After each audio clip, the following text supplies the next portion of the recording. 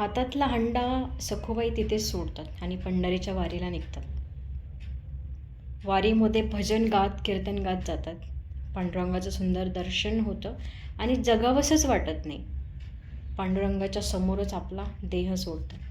पण रुक्मिणीला इकडे चिंता पडते, जर सखूबाई इथे गेल्यात तर सखूबाईच्या घरी काम करणारा माझा पती म्हणजे स्वतः पांडुरंग हा परत कसा येणार?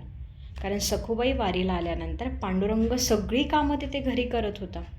दळण, भांडे, सासूची सेवा, नवऱ्याची सेवा, सगळ्या गोष्टी स्वतः पांडुरंग सखूबाईसाठी, आपल्या लाडक्या भक्तासाठी करत होते.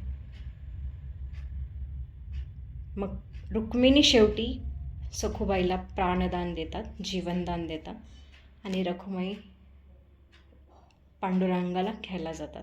सखूबाई तृप्त होऊन आपल्या घरी जातात. तर सगळी माणसं, सगळं जगच बदललेलं असतं.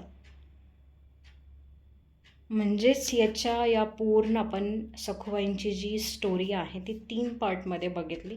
याच्यावरून एकच गोष्ट आपल्याला कळते की तुमची श्रद्धा आणि भक्ती जर प्रॉपर असेल, व्यवस्थित असेल, मनापासून असेल, समर्पण जे आहे, सरेंडर जे आहे हृदयापासून असेल, तर परमेश्वर तुमच्या जीवनात उतरल्याशिवाय राहत नाही.